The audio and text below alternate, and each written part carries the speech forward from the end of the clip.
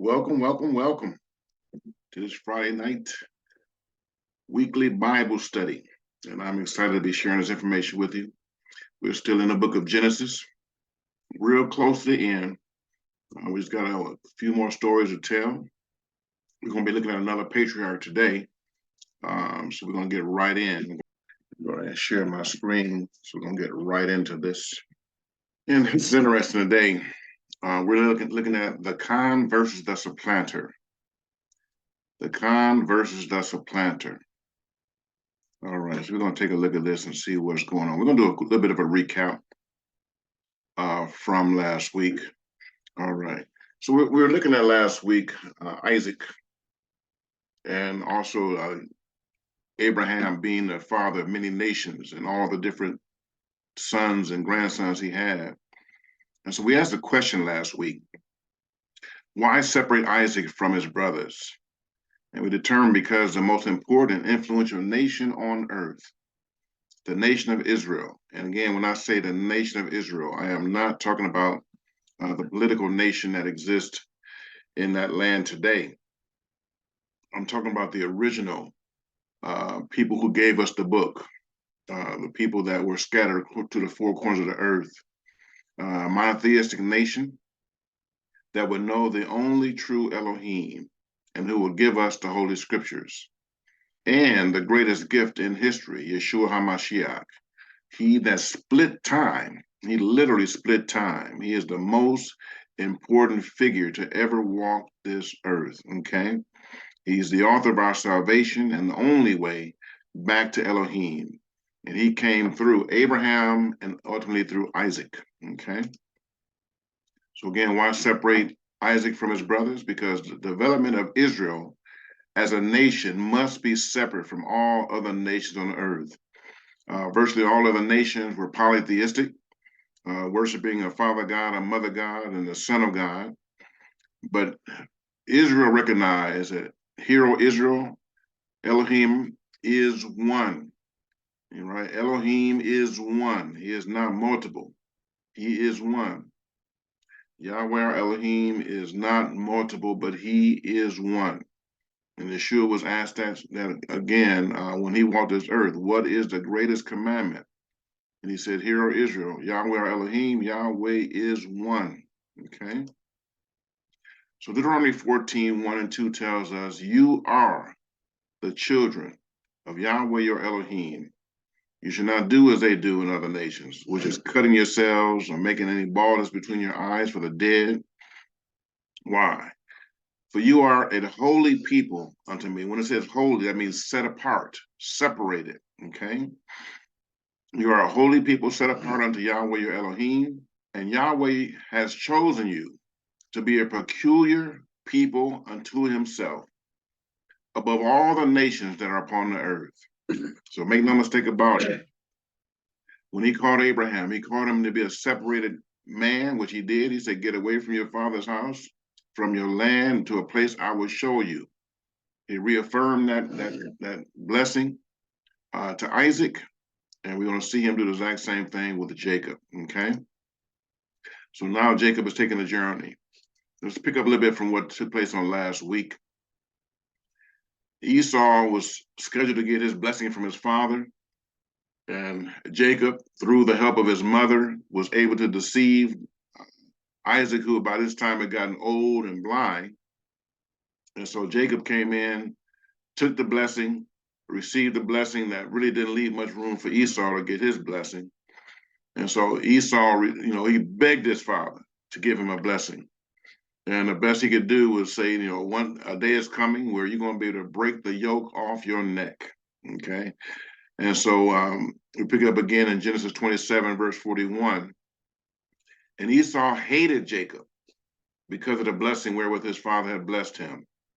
And Esau said in his heart, the day of mourning for my father are at hand, is soon approaching. Then will I slay, I'm going to kill my brother Jacob. His brother's mad, right? And these words of Esau, her elder son, were told to Rebekah. And she sent and called Jacob, her younger son, and said unto him, behold, thy brother Esau, as touching thee, he does comfort himself, proposing to kill you. Now, therefore, my son, obey my voice. Arise, flee thou to Laban my brother, to Haran, and tarry with him a few days, until thy brother's fury be turned away, until thy brother's anger turn away from thee, and he forget that which you have done unto him. Then I will send and fetch you from there. Why should I be deprived also of you both in one day? She's speaking of losing her husband and then losing her son, the one that she knows that the Most High is favoring. So she's saying, you got to get up out of here, okay? And Rebekah said unto Isaac, I am weary of my life because of daughters, these heathen women of Heth, okay? These heathen women, I am weary. Esau's already been marrying them. I do not want Jacob to marry them. So she's telling him, she's putting a bug in his ear. You know, I am weary of my life because of these heathen women. If Jacob take a wife of the daughters of Heth, such as these which are of the daughters of the land, what good shall my life do me? You know, what use is of me being here? We can't have a separated people, separate from these heathens, is what she's saying. So, and Isaac called Jacob and blessed and charged him and said unto him, you shall not take a wife of the daughters of Canaan. Arise and go to Paddan Aram, to the house of Bethuel, your mother's brother, and take for yourself a wife from there, and from the daughters of Laban, thy mother's brother. And Elohim Almighty bless thee, and make thee fruitful, and multiply thee, that you mayest be the multitude of people. And this is the goal. And you know, one thing you're going to find when Moses walked this earth, and they didn't really know what his name was. He said, I am that I am. And he said, I am the Elohim of your fathers, the Elohim of Abraham, Isaac, and Yaakov. And so what you're going to find out, he's really he has separated himself and has really attached himself to three generations: a father, a son, and a grandson: Abraham, Isaac, and Jacob. And so through those three men, those three patriarchs, he's able to establish a nation. Now, one thing you're going to find, they have some similarities, but then they have some differences. And you're going to see quite a bit of a difference in Jacob from the other two, okay? And so he continues blessing him. And he's going to give unto you the blessing of Abraham to thee and to your seed with thee, and wherein you are a stranger, which Elohim gave to Abraham. So in other words, he's inheriting the blessing of Abraham, which we are also to inherit that same blessing. And Isaac sent away Jacob, and he went to Paddan Aram to Laban, son of Bethuel, and the Syrian, the brother of Rebekah, Jacob and Esau's mother. And this is where he traveled. And Jacob went out from Beersheba and went towards Haran. So he's got quite a trek across this desert, right? And so he's going to have an encounter with the Most High. Now, we don't really see that in his life until this point in time. And he lighted upon a certain place and tarried there all night, because the sun was set. And he took of the stones of that place and put them for his pillows, and lay down in that place to sleep. And he dreamed, and behold, a ladder set upon the earth, and the top of it reached to heaven. And behold, the angels of Elohim ascended, and descended on it. So, you know, this is like a stairway to heaven, right? And behold, Yahweh stood above it and said, I am Yahweh Elohim of Abraham, thy father, and the Elohim of Isaac. The land whereon you liest, to thee will I give it, and to your seed. And thy seed shall be as the dust of the earth. And thou shalt spread abroad to the west, and to the east, and to the north, and to the south. And in you, and in your seed shall all families of the earth be blessed. And behold, I am with you, and will keep you in all places where you go, and will bring you again into this land. For I will not leave you until I have done that which I have spoken of thee. This is powerful. He's giving him a promise, I'm going to be with you, son. He's going to a place he's never been before. But he said, I've got your back, in other words, okay? And Jacob awake out of his sleep, and he said, surely Yahweh is in this place, and I knew it not. And he was afraid and said, how dreadful is this place? This is none other but the house of Elohim, and this is the gate of heaven. His brother had an experience. And Jacob rose up early in the morning and took the stone that he had put for his pillow and set it up for a pillar and poured oil upon the top of it.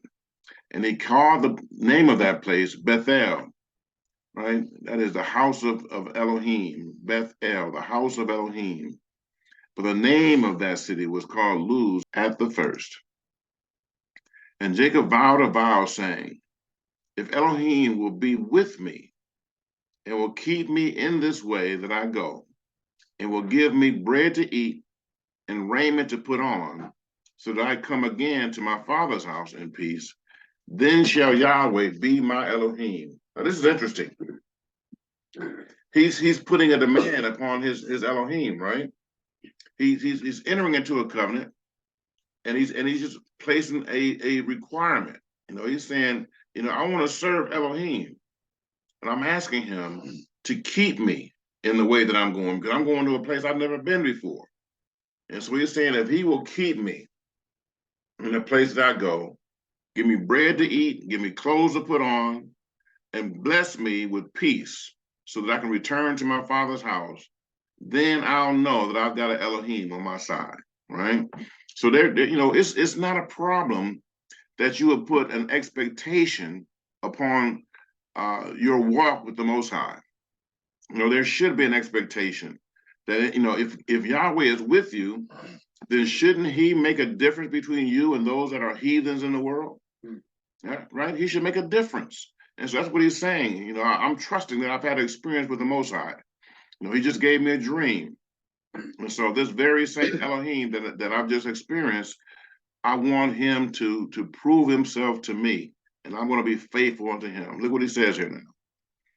And this stone which I have set up for a pillar shall be Elohim's house. Look what he says now. And of all that thou shalt give me, I will surely give the 10th unto thee. So he's entering into a covenant and saying, if you bless me, I'm going to give you a dime out of every dollar, right? I'm going to give you a dime out of every dollar. That's the promise that Jacob's made to the Most High. Okay, a bride for Jacob. And we're asking the question here. You're going to see why we asked that question. Then Jacob went on his journey and came into the land of the people of the east. And he looked, and behold, a well in the field, and lo, there were 3 flocks of sheep lying by it. For out of that well they watered the flocks, and a great stone was upon the well's mouth. So they really couldn't get to the water until this stone was moved, okay? And there were all the flocks gathered, and they rolled the stone from the well's mouth and watered the sheep and put the stone again upon the well's mouth in his place, okay? And Jacob said unto them, my brethren, where are you coming from? Where are you from? And they said, of Haran are we. And he said unto them, know ye Laban, the son of Nahor? And they said, yeah, we know him. And he said unto them, is he well? And they said, he is well. And behold, Rachel, his daughter, comes with the sheep. And he said, lo, it is yet high day, neither is it time that the cattle should be gathered together. Water ye the sheep, and go and feed them. And he said, we cannot, until all the flock be gathered together, until they roll the stone from the well's mouth. Then we water the sheep. So they got these limitations on themselves. I guess they maybe not strong enough to move the stone. They got to wait for somebody to come, right? And while he yet spake with them, Rachel came with her father's sheep, for she kept them. And it came to pass, when Jacob saw Rachel, the daughter of Laban, his mother's brother, and the sheep of Laban, his mother's brother, that Jacob went near and rolled the stone from the well's mouth. He did it all by himself. He said, I'm going to get this done.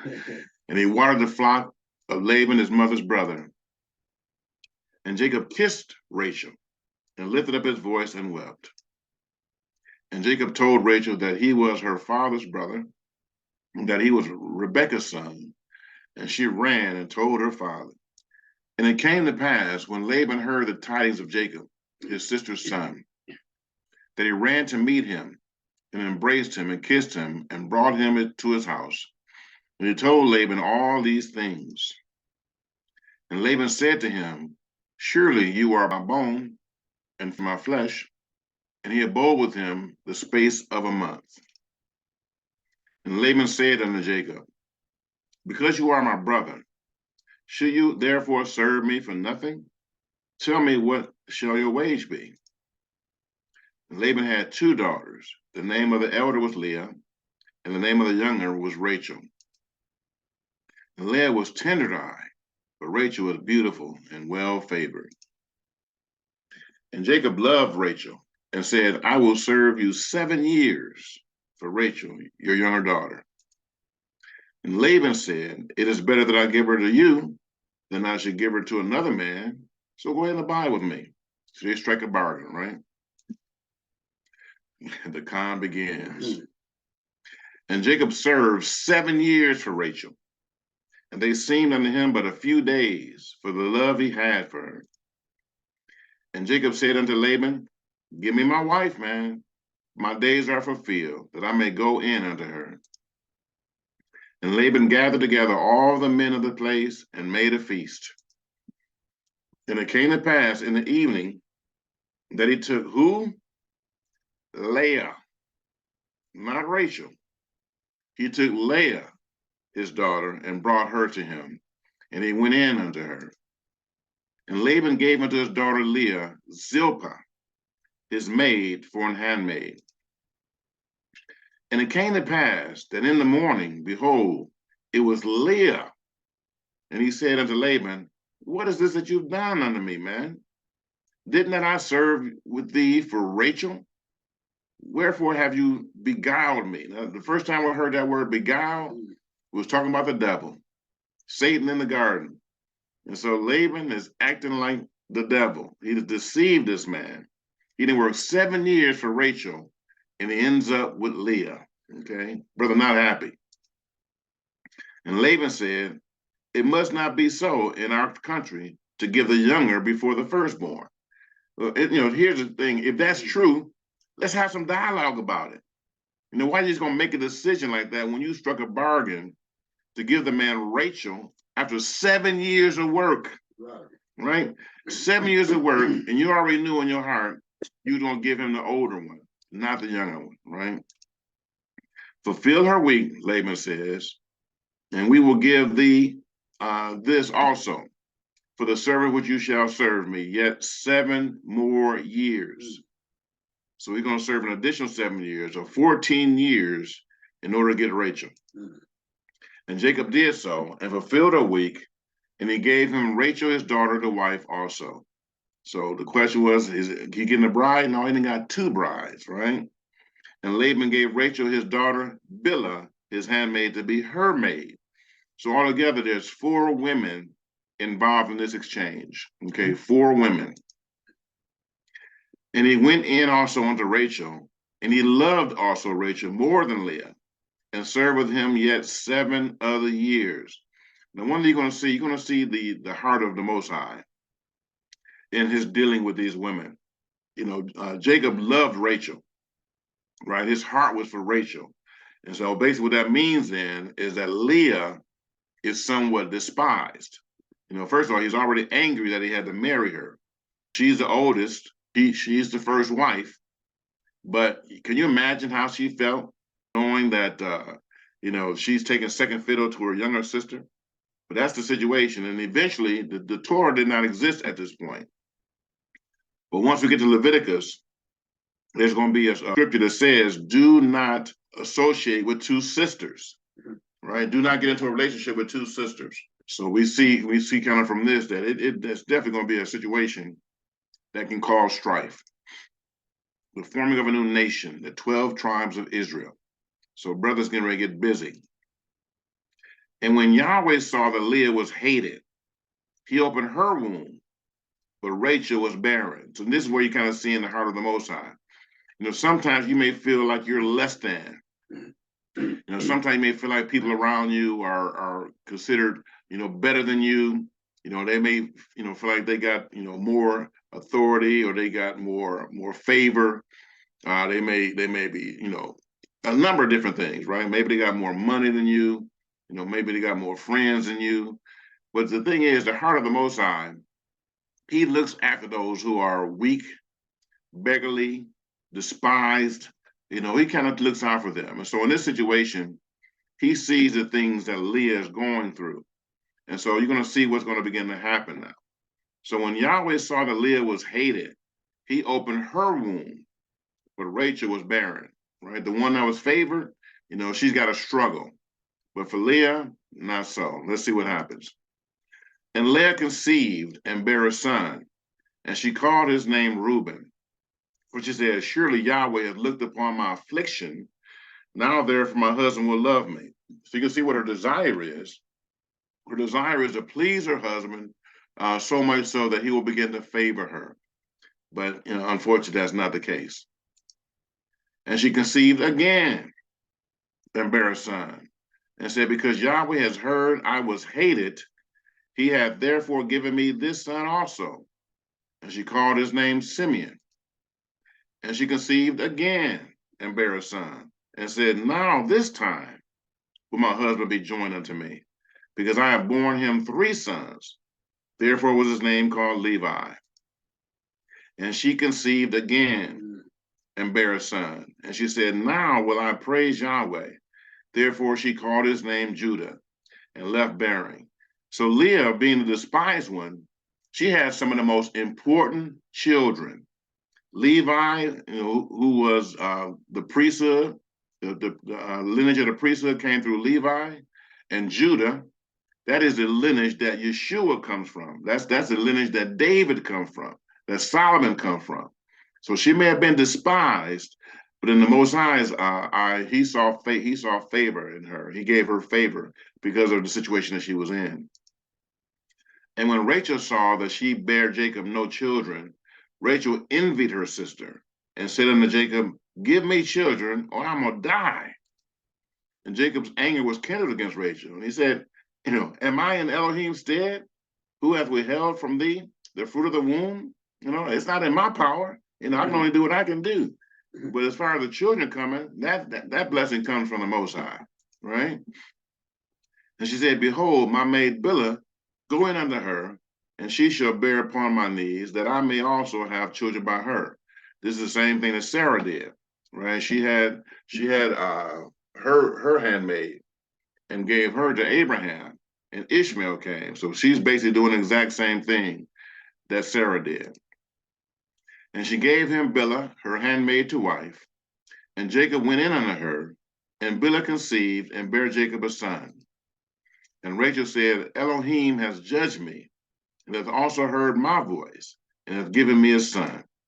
Therefore called she his name Dan. And Bilhah, Rachel's maid, conceived again, and bare Jacob a second son. And Rachel said, with great wrestling have I wrestled with my sister, and I have prevailed. And she called his name Naphtali. Okay, so you can see the strife that's going on here. They're bearing children, and it's good that these children are being born, because these are the foundations of the nation of Israel. But it's just the strife that's existing between these women is unfortunate. And I'm gonna make another point here. There are some camps in Hebrew that really believe in having multiple wives. But if you look at the patriarchs and those that have had multiple wives, the women that exist in that situation and the children that are born of that situation, it tends not to work out very well. You look at David, who had multiple wives and multiple children. Those children, they were murdering one another. They were raping each other. It was a nightmare. So this idea that you see in scripture that people have multiple wives, yeah, but you show me one that really had a successful family in having multiple wives, because it did not exist. It really didn't. And when Leah saw that she had left bearing, she took Zilpah, her maid, and gave her Jacob to wife. So now this is the fourth wife, right? This is the fourth mate for Jacob. And Zilpah, Leah's maid, bare Jacob a son. And Leah said, a troop comes. She called his name Gad. And Zilpah, Leah's maid, bare Jacob a second son. And Leah said, happy am I, for the daughters will call me blessed. And she called his name Asher. Mm-hmm. And Reuben went in the days of wheat harvest and found mandrakes in the field and brought them unto his mother Leah. Then Rachel said to Leah, give me, I pray thee, of thy son's mandrakes. And she said unto her, listen how she's talking now. Is it a small matter that you have taken my husband? And would you take away my son's mandrakes also? So does that sound like they loving on each other? Right? That's strife. Right? This the older sister, and she's got some issues with her younger sister. And Rachel said, therefore, he shall lie with thee tonight for thy son's mandrake. So she's negotiating, right? Jacob is in the midst of all this. He's in the middle of these four women. Basically, the two of them is running everything.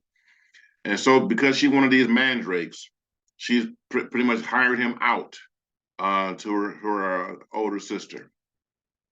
And Jacob came out of the field in the evening, and Leah went out to meet him and said, thou must come in unto me, for surely I have hired thee with my son's mandrakes.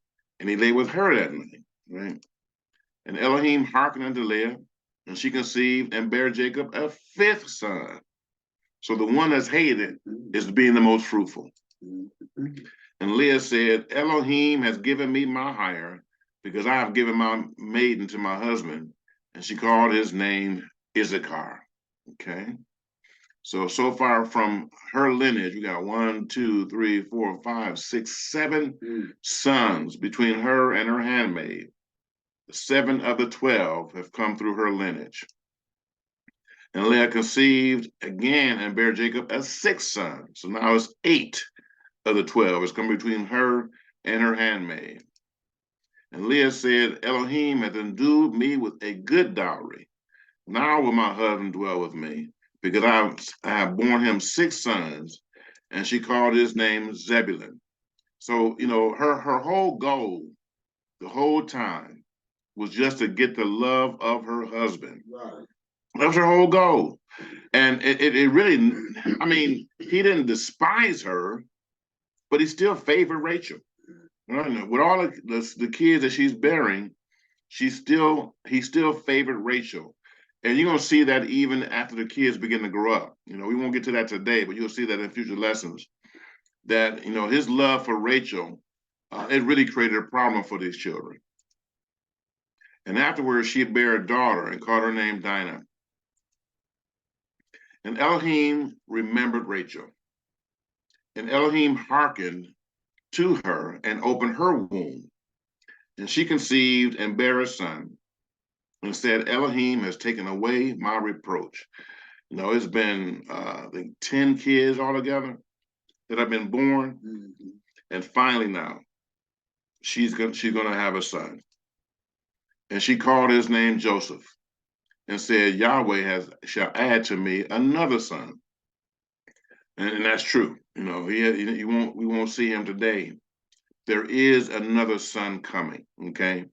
But this, of the 12 sons that she bore, that first generation of children she bore was the most important, and that's Joseph. And we're going to get a chance to see his story, and probably in a couple lessons. Jacob and the crooked boss. This is a problem. And it came to pass when Rachel had borne Joseph, that Jacob said unto Laban, send me away, that I may go unto my own place and to my country. So the man has been here, I don't know how many years. You know, we know he was there for 14 years, just to get his wife, right? But then, you know, we got all these kids being born, so it's probably close to 20 years now. He's saying, give me my wives and my children, for whom I have served thee, and let me go, for you know my service, which I have done thee, right? I have been faithful to you. I've been serving you. And we're going to learn more about how he served him. And Laban said unto him, I pray thee, if I have found favor in your eyes, tarry or stay with me. For I have learned by experience that Yahweh has blessed me for your sake. And that should be the testimony that every believer should have wherever we go. If we're working for somebody, we should be such that because we are there, the blessing should be on that business. I've been a Joseph in a lot of different places. You know, I've helped people open up offices. I remember when I took over this one particular region. You know, when I took that region over, the rumor was that HUD was going to take the properties back. You know, I went and talked to one of the HUD representatives, and she said, "We get so many complaints from the residents of these communities that I'm about ready to put my desk in the lobby to make it easy for the residents to get to me instead of having to go through check-in and had to go up to the 11th floor. You know, I'm just about ready to put my desk in the lobby because we get complaint after complaint after complaint. And when I took over the properties, this one senior property was in a strike. And it's one of the reasons why I got the position, because he gave me a scenario in my interview and said, listen, I want to give you a scenario just to kind of see how you would deal with this. We have a rent strike in a senior property. I'm just kind of curious to know how you would handle it because it is subsidized. So a portion of the payments, the rent payments come from through subsidy, and another portion comes directly from the tenant. So there's a tenant portion. And so they asked me, you know, how I would handle that. And so I had to write them my response in terms of how I would deal with it. And so they got the response, and once they got it and read it, they called and they made me an offer I couldn't refuse. And so once I got there, I was riding in the car with two of the vice presidents, and I met the new vice president. He was over the facility, and he said, "Hey man, I read your memo, great memo, right?" And so when I got to the office, the vice president in charge of running the properties, he said, "Listen, remember that memo that you wrote us, right?" I said, "Yes. I need you to put that into action today." It was not just a scenario that we invented. We had a real live rent strike going on, and we need you to implement this thing right away. And so I was able to go and begin to have meetings at that office, at the residence of this senior property, and met with their leaders, and we began to negotiate. And within just a few days, we were able to resolve that issue. You know, I made promises to them because the previous regional, he stayed locked up in his office. He wouldn't even go and talk to him. They had no communication, which is one of the reasons why they were striking. And so I let them know, you know, what things I was going to do. I created an open door policy form that, you know, I would be available for them to communicate to, and I would always keep them informed. And so, you know, we began to work things out. They ended the strike, and things began to change. And then eventually they stopped having complaints at the HUD office. And within a year, they began to come and check the properties out. And then HUD say, you know what? At one time, we were talking about taking these properties, but we feel like the leadership here now has stabilized things. We want to start reinvesting in these properties. And they begin to put all new windows. They begin to upgrade the elevator systems. Some of the properties, they got all new kitchens, all new appliances. I mean, they begin to spend crazy money on these properties. And my boss that was in Boston, he called me and said, Russ, man, they talking about you in Washington, D.C. They said they got somebody out there in Detroit walking on water out there. Okay. And so when we had our first evaluation, you know, they had been talking about me. I didn't even know they were talking about me. And they had regions all over the country. And so when I got to the regional meetings and everybody had to fly into this one particular place, we would go to, you know, different places, Martha's Vineyard and different places. And so we got there and all those other regionals would come to me and say, oh, so you're Russ Hoover, man, I've been hearing a lot about you. And so they always said, man, I know when you go in there and have your meeting, you're going to be happy, right? And so I had my meeting, and when I came out that first year, I think I'd been there for 6 months. You know, they gave me a $20,000 bonus and a $10,000 increase after 6 months. right? After 6 months of being there, that was my first increase. The next year, they gave me $15,000 increase and a $15,000 bonus. The next year was a $10,000 increase and another $10,000 bonus. Because they were increasing the value of their properties, which meant more money to the ownership. And one of the things I understood, when you're in property management, the bottom line is ROI, return on investment for the ownership. And so I specialized in that. And by doing that, I was a Joseph to those individuals. And because of that, it was a blessing unto me as well. So when we get into a position, we should have an expectation that the blessing of the Most High should be on us. And we should show up, and people should have a testimony about you that when you're on the scene, good things should be happening. How many hear what I'm saying? All right, let's see what happens here with Jacob. Laban said unto him, I pray thee, if I have found favor in your eyes, tarry, stay with me. For I have learned by experience that Yahweh has blessed me for your sake. That should be your testimony, saints. And he said, appoint me thy wages, and I will give it. Whatever you desire of me, I'm willing to do it. I just need you to stay with me, brother. Stay with me. And he said unto him, you know how I have served you, and how your cattle was with me. For it was little which you had before I came. Look what he's saying here now. You only had a little bit when I got here, and it is now increased unto a multitude. And Yahweh has blessed you since my coming. Right? That should be your testimony, saints. And now, when shall I provide for my own house also? I'm building up your house. What am I going to do about my own? I've got all these kids coming, right? I've got these wives to take care of, and I have nothing of my own, is what he's saying, right? And he said, what should I give you? And Jacob said, you should not give me anything. If you will, do this thing for me. I will again feed and keep your flock. I will pass through all your flock today, removing from there all the speckled and spotted cattle, and all the brown cattle among the sheep, and the spotted and speckled among the goats, and of such shall be my hire. In other words, I'm going to remove these out.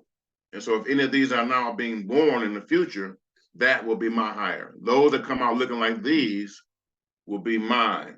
And those that come out, plain, white or plain brown, those will be yours, right? So shall my righteousness answer for me in time to come, when it shall come from my hire before your face.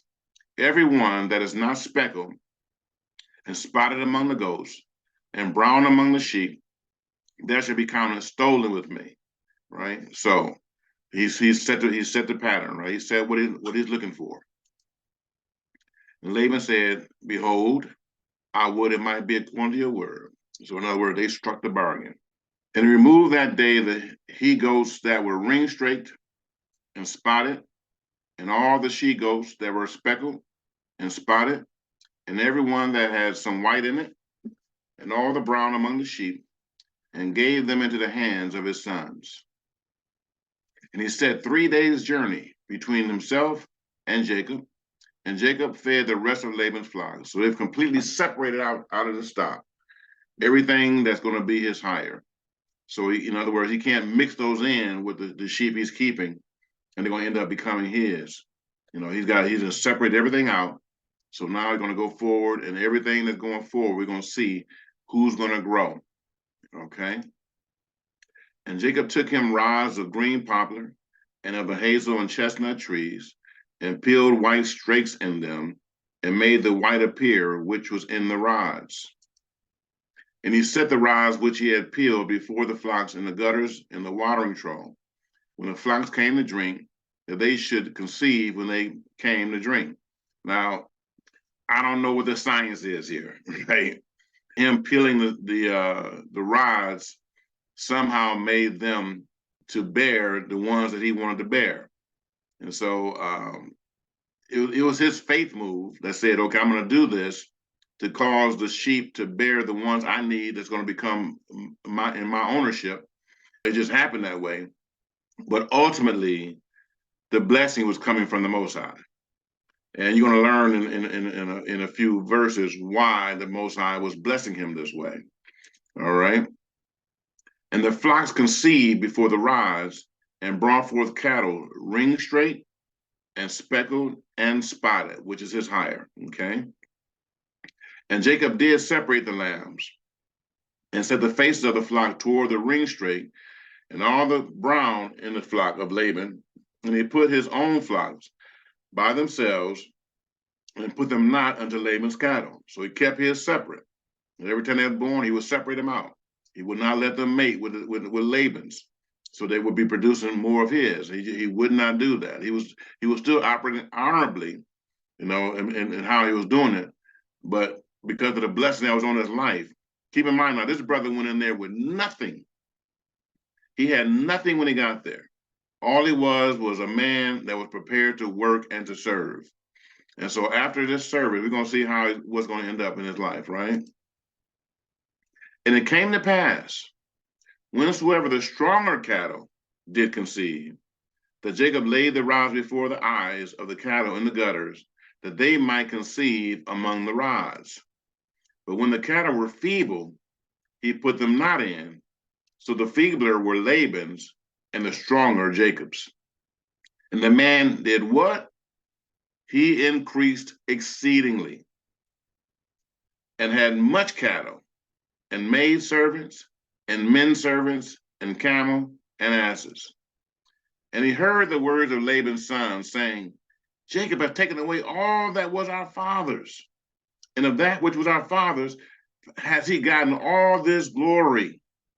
Now, when you look at that word glory, it means a weighty matter. It means riches. It means wealth. It means something of great substance. And it's the first time it's used in Scripture. And so when you talk about glory, you're talking about wealth. You're talking about wealth. The Most High wants to see his glory on his children. And if you're willing to be faithful to him, then your glory will be seen. His glory will be seen on you. But he needs a people that's willing to be faithful. He's not going to raise just anybody up to have his glory on them. You got to be willing to be faithful. Remember what he did when he had that experience in the beginning. He said, if you will keep me, you'll give me food to eat and clothes to put on, and bring me to my father's house again in peace. And you bless me indeed, then what I'm going to do, I'm going to make this covenant with you, and I'm going to give you 10% of everything that you give me. So the Most High is honoring his covenant. He's a covenant man. And so the Most High has a responsibility to honor the covenant that was made. And so we see the brother is constantly growing, right? And Jacob beheld the countenance of Laban, and behold, it was not toward him as before.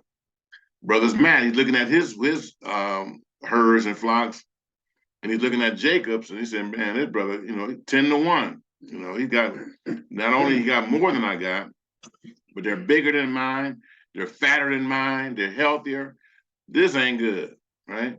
But the bottom line is, the brother was a crook. He's a con. You saw from the beginning. He served him 7 years for Rachel, and he gets Leah, the one he didn't want. And so he had to work another 7 years. And we're going to find out that he kept changing his wages. He was the con of all cons, okay? And Yahweh said unto Jacob, return unto the land of your fathers and to thy kindred, and I will be with thee. So the brother's going to march up out of there. He says, it's time to go. Okay, it's time to get up out of here. Okay. And Jacob sent and called Rachel and Leah to the field unto his flocks, and said unto them, I see your father's face. I see his countenance, that it is not towards me as before. But the Elohim of my father has been with me.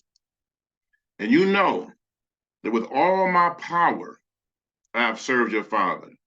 And look what he says here now. And your father has deceived me and changed my wages 10 times. Now, how many would want to work for a boss that would change your wages 10 times? This brother been working all this time. And every time the man saw opportunity to get over on Jacob, he would change his wages. He changed his wife. Now he changed his wages, right? He changed my wages 10 times. But Elohim suffered him not to hurt me. If he said thus, the speckle shall be your wages, and then all the cattle bear speckled, and if he said thus, the ring straight shall be thy hire, then bear all the cattle ring straight. So every time he changed his wage, the Most High saw fit to make sure that that's the one that was being born, because he saw that this brother was not fair to Jacob. So he said, okay, I know I said, you're gonna get the brown ones, but I'm gonna get the brown ones going forward. Because it's like almost all of them being born brown. So as soon as he said, I get the brown ones and you get the spotted ones. Next thing you know, a whole bunch of spotted ones being born, right? And so he kept changing. And the Most High always kept him a step ahead. Thus Elohim has taken away the cattle of your father and given them to me. And it came to pass at the time that the cattle conceived, that I lifted up my eyes and saw in a dream, and behold, the rams which leaped upon the cattle were ring straight, speckled, and gristled. And the angel of Elohim spake unto me in a dream, saying, Jacob. And I said, Here I am. And he said, Lift up now your eyes and see. All the rams which leap upon the cattle are ring straight, speckled, and gristled. And look what he says here now. For I have seen all that Laban do unto thee. See, you can be in a difficult situation, but the key thing for you to do is continue to walk in honor. The Most High has got your back. If you would do the honorable thing, then the Most High will turn your captivity, and he'll still cause you to come out on top, right? It may not be for you to quit. It may be for you to stay there a little longer, but you got to be in prayer, right? You got to seek, what is it that you want me to do, Most High? And he will keep you there until he's able to turn your captivity captive. This is exactly what he did for Jacob, okay? I am the Elohim of Bethel, where you anointed the pillar and where you vowed a vow unto me, right? So Most High was listening. He heard him when he made that vow. He said, I was there, when you anointed that pillar and where you vowed a vow unto me. Now arise, get thee out from this land and return unto the land of your kindred. And Rachel and Leah answered and said unto him, Is there yet any portion or inheritance for us in our father's house? Are we not counted of him strangers? For he has sold us and has quite devoured all our money. For all the riches which Elohim has taken from our father, that is ours and our children's. Now then, whatsoever Elohim has said unto you, let's do it. We're going to follow you, husband, right? Then Jacob rose up and set his sons and his wives upon camels. And he carried away all his cattle and all his goods which he had gotten, the cattle of his getting, which he had gotten in Padanaram, for to go to Isaac, his father, in the land of Canaan. So he's on his march, he's on his trek back across the desert, going back home, right? And Laban went to shear his sheep, and Rachel had stolen the images that were her father's. And Jacob stole away unawares to Laban, the Syrian, and that he told him not that he fled. So he left without saying goodbye. Okay, but there's a reason for that. So he fled with all that he had, and he rose up and passed over the river and set his face toward the Mount Gilead. And it was told Laban on the third day that Jacob was fled. And he took his brethren with him and pursued after him 7 days' journey, and they overtook him in the Mount Gilead. And Elohim came to Laban and the Syrian in a dream by night, and said unto him, Take heed that you speak not unto Jacob either good or bad. Okay? Talking about having his back. He got a brother's back. He said, I know you might be mad right now, but you better watch yourself. You better check yourself before you wreck yourself. Because I got his back. He's my man, right? So don't speak to him, hard. You better watch what you got to say to him. Then Laban overtook Jacob. Now Jacob had pitched his tent in the mount, and Laban with his brethren pitched in the Mount of Gilead. And Laban said to Jacob, "What have you done, that thou hast stolen away unawares to me, and carried away my daughters as captives taken with a sword? Mm. Wherefore did you flee away secretly, and steal away from me, and did not tell me, that I might have sent thee away with mirth, and with song, and with tabrets, and with harp?" That would have been ideal, right? That would have been ideal if he could have done that. But, he had to obey the Most High, because there's no telling. I mean, every time the man got ready to leave or do something, he would always insist that he would stay. And then he would make some bargain with him. He'd start working again, and then he would change the wages again. So the brother had been taken advantage of horribly. He had been taken advantage of horribly. And so finally the Most High spoke and said, "I have had enough. I want you to get back to your father's house. Get back to the land of your heritage. It's time for you to go. You have endured enough. And you have not suffered me to kiss my sons and my daughters. Thou hast now done foolishly in so doing." Yeah, you can say that, Laban, right? But I know what kind of man you are. So it may seem foolish, but I was doing it for my own best interest. "It is in the power of my hand to do you hurt, but the Elohim of your father spake unto me yesterday, saying, Take thou heed that you speak not to Jacob either good or bad." Okay, so that's a good testimony. The Most High, he said he'll make even your enemies to be at peace with you. And this is how you want to operate. You don't want to take things into your own hands. You want to trust the Most High.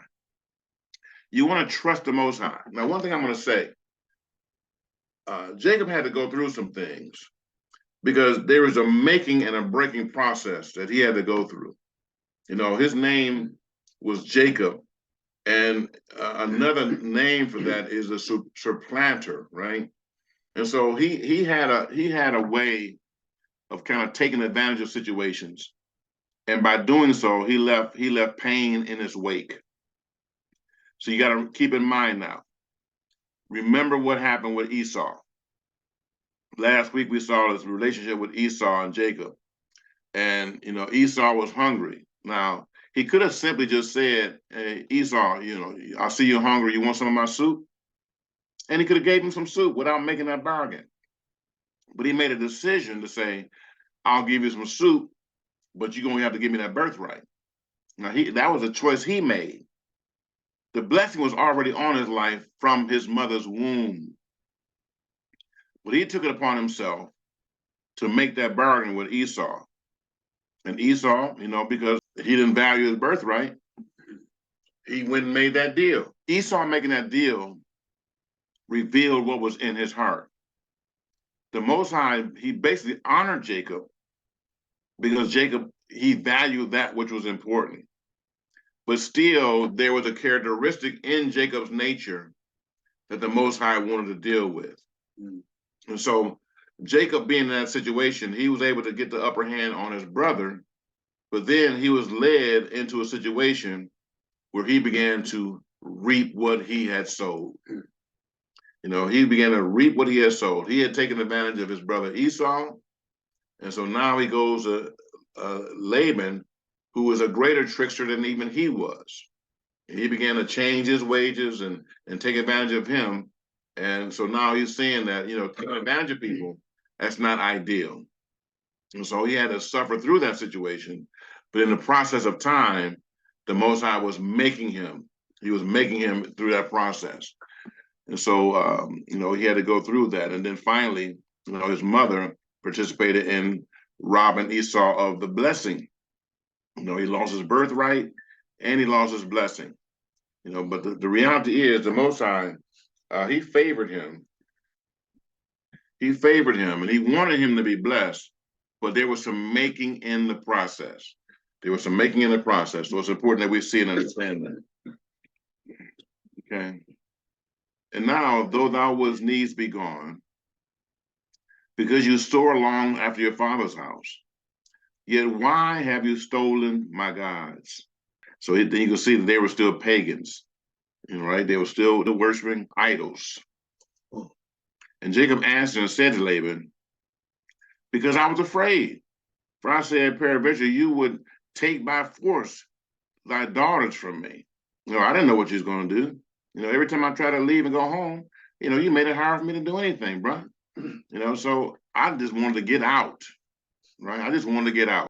With whoever you find those gods, those pagans, those gods, right?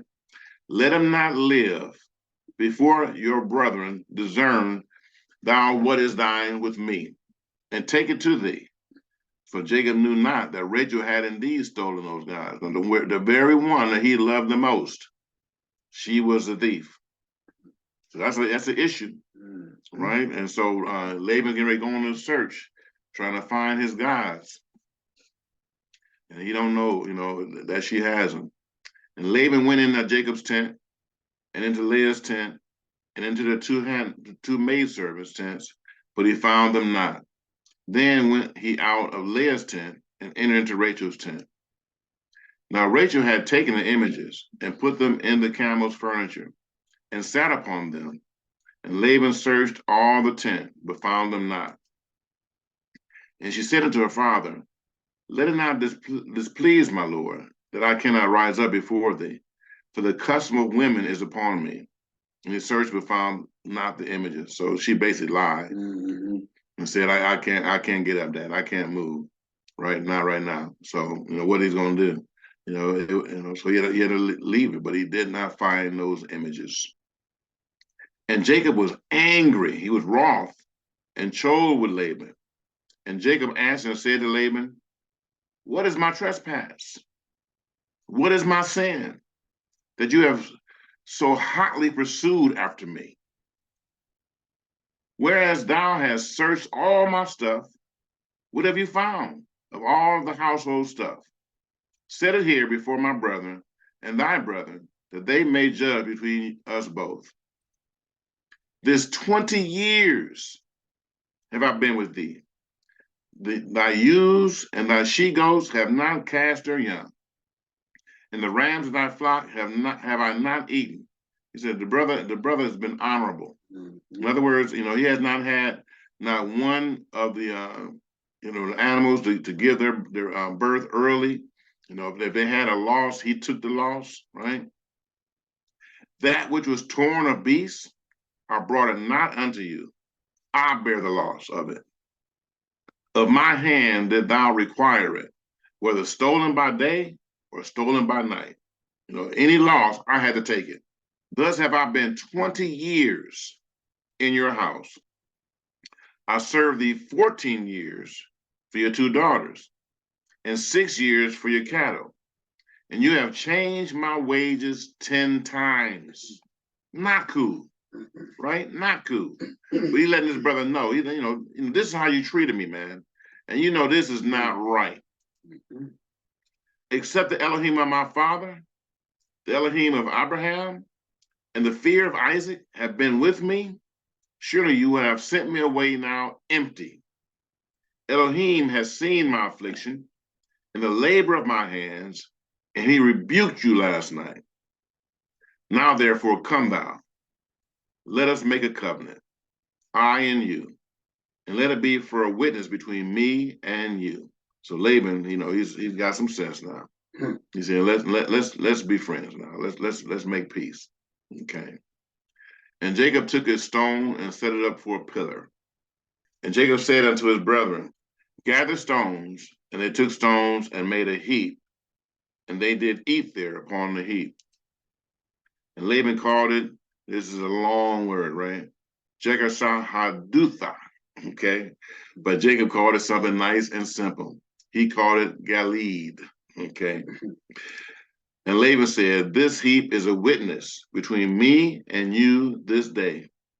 Therefore was the name of it called Galeed. And Mizpah, for he said, Yahweh, watch between me and thee when we are absent one from another. How many's ever heard that before? This is where that comes from. That's when you have the 2 pieces. So it's like a piece of jewelry, and you separate it. You get one to one person, one to the other person, and when you bring them together, they become one whole piece, right? And so it says, may Yahweh watch between me and thee while we're absent one from another. And so they're ending this situation in a state of peace.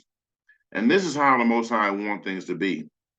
You may go through situations, and there may be a situation where you have to express yourself and let people know how you feel. There's nothing wrong with being honest, but in the midst of that situation, ultimately you got to strive for peace.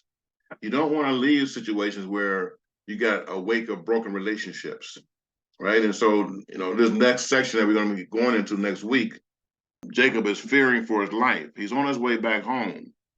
What is it that caused him to take this trip in the first place? He was running from Esau. He was running from Esau. And so now he's on his way back home. And we're going to see next week what the situation is going to be. I don't want to get into that today. But next week, he's going to have a confrontation with Esau. And so we're going to see how that's going to turn out. But the most important thing is recognize that the Most High want us to end our relationships in a state of peace, where there's honor being present, not strife. Nothing good comes out of a situation of strife. Now, it may mean that you can't be around people a lot. Sometimes you will have situations in your life where it's that way. Sometimes you can only tolerate people, for a few minutes, maybe for a few hours, or maybe just for a few days. But sometimes you can't live with people. Sometimes it just be that way. Where sometimes it's too much strife to be around people. But you got to do your best to maintain peace. Because so far, as we've studied out these patriarchs, one thing you notice that when there's strife, the Most High is generally not speaking. But the moment that peace shows up, then the Most High starts speaking. When you had Abraham and Lot and their men were fighting with each other because it was not enough land for them to feed the flock. Abraham, he showed up and he said, listen, man, we're not going to have fighting. We're not going to do this. If you want to go to the left, I'll take the right. If you want to go to the right, I'll take the left. Whatever the leftover is, I'll take it. Now he was a senior of the group, but he humbled himself and made certain that his nephew was able to get the choice situation. He chose wrong, and it led to him losing everything. But still, Abraham, he came out on top because he was a peacemaker. And so we have to learn how to do that. Isaac had the same situation. He was there, and he began to grow. And, he was in Gerar, and they looked at him and said, man, you need to get away from us because you are growing greater than we are. They requested he leave, and he did leave. And then eventually the people came to themselves and realized, you know what? Having this brother around is probably good for us because obviously the blessing of Yahweh is upon his life. And so they went and made peace with him, even though they were doing what? Stealing his wells. It was a time of famine. Every time he dug a well, they would take it. And so, they eventually came to themselves, and Abimelech came with his friend and his general and said, hey, man, let's strike a covenant. And they struck that covenant. And Isaac, he fed the men, and they left in peace. And the very next thing that happened, his servants came to him and said, we have dug a well and we have found water, right? And so I want you to see the pattern. These are the patriarchs. And what makes them so special? When the Most High identified himself to Moses, he identified himself. He said, this is going to be my name for all generations. I am the Elohim of your fathers. I am the Elohim of Abraham. I am the Elohim of Isaac. And I am the Elohim of Jacob. This will be my name forever. So if the Most High is associating himself with these three generations, then it behooves us to understand, what made them tick. What was the development that they had to go through. And one of the things you're seeing in Jacob, he had some trickster in him. He had to go through some things. And his life, as a result of that, he had some struggle. His life is not over yet, and it's going to continue to unfold, and we're going to see, where it's going to lead. But the reality is, there is the law of sowing and reaping. It was already in effect. And so for Jacob, he had to endure some things because he had sold some things that he probably shouldn't have sold, as I indicated before. Tricking his brother out of his birthright, he didn't have to do that. The Most High had already spoken while he was in the womb that he was going to be the greater. So all I had to do is wait and see how the Most High was going to manifest that. Anytime you take things into your own hands, you're creating a situation where you may create something that you don't want the fruit of. Abraham, he had faith to have children. Sarah did not yet have faith to have children. So she brought Hagar. That was her decision to do that. And by her doing that, it created a strife in the camp. It created a strife between Sarah and Hagar, and it created a strife between Ishmael and Isaac. And so it's important for us to not take things into our own hands, and it's not always easy. It's difficult, but the thing that we have to learn how to do, and the scriptures say, wait upon Yahweh, right? Wait upon Yahweh. So what does it mean to wait? It means to wait for him in prayer. Sometimes it means waiting for him in fasting, right? It means waiting for him by reading the scriptures. There may be a scripture or something that you may be reading that may be pertaining to your situation. I remember when I was going through a season where it seemed like everybody was making it but me. And I began to read Psalm 37. It talked about, fret not thyself because of evildoers, right? And those who seem to be prospering in the way. Because, they are not going to last, is basically what he said. You're going to search for them, and you're not going to find them. He said, you will search for them diligently, and they will be nowhere to be found. Right? And he talked about those who are righteous before him, they will inherit the earth. But those who are unrighteous, you're not going to find them anywhere on the planet. They're going to cease to exist. Right? And so I used to read that, and it's basically talking about the unrighteous. They will have seasons of profitability. Laban was not being righteous with Jacob. But he noticed with Jacob being present, what was happening? His wealth was growing. So he had a season of profitability. But in the end, it did not last. When everything was said and done, Jacob was able to march up out of there, and he had the wealth, didn't he? What was Laban's son's testimony concerning Jacob? He has taken all that was our father's. He has gotten him what?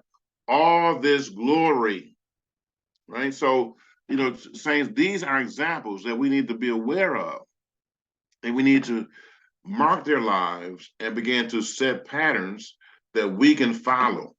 And if we continue to do that, then we can walk in the same blessing that our fathers did. So with that said, does anybody have any questions about this week's lesson? Any questions whatsoever? So next week, we're going to be picking up on the next phase of Jacob's life. Going to complete this trek on his way home, and he's going to meet his brother along the way, okay? And he's going to have an experience along the way. So we're going to deal with that. I don't want to get into that today because it's going to take a little bit of time to unfold that. But I wanted to be able to end this in a state of peace. And so they've made mitzpah, right? And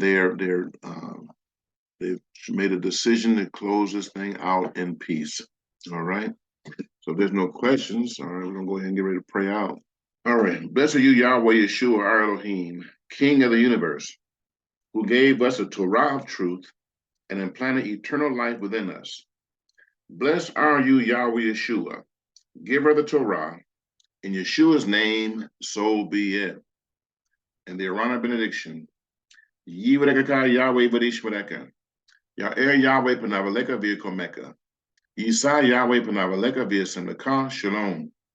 May Yahweh bless you and keep you. May Yahweh make his face shine upon you and show you his favor. And may Yahweh lift his countenance upon you and give you what? Shalom. Peace. Nothing missing, nothing broken, and nothing lacking. All right, remember, saints, these messages will be on YouTube Tuesday morning. We got this past Tuesday out a little bit late. I was in some meetings and things and was not able to get everything dropped on time. But we did get it out a little bit later on Tuesday. But they're normally available, and I'm going to do my best to have them out by 11 a.m. on Tuesday. So make certain that you get a chance to go and visit them. You want to hear these messages over and over again. They're going to help build up your faith and give you a greater understanding of the patriarchs. Also, make sure that you subscribe to the channel and that you get a chance to like the videos, right? You know, that thumbs up. Make sure you're doing that thumbs up. And also, when you watch it again, maybe some questions will come up. Feel free to make questions and comments on the videos. There's a spot for you to do that on YouTube. So make sure you make your comments. You know, if you're getting something positive out of it, make a comment, a positive comment, and share the video with someone that you want to see get blessed. All right. So make sure you do that, and it will help to build up the channel. And what our goal is to help to get more and more people with an understanding of the Yahweh scriptures. All right. So with that said, this is Dr. Russ E. Hoover. That is the YouTube channel, Dr. Russ E. Hoover. I just want to remind you that greater is he that is in you than he that's in the world. And always remember that I've read the end of the book. And one thing I learned, we win and the devil loses. All right. So until next time, Dr. Russ E. Hoover signing off. Be blessed, saints.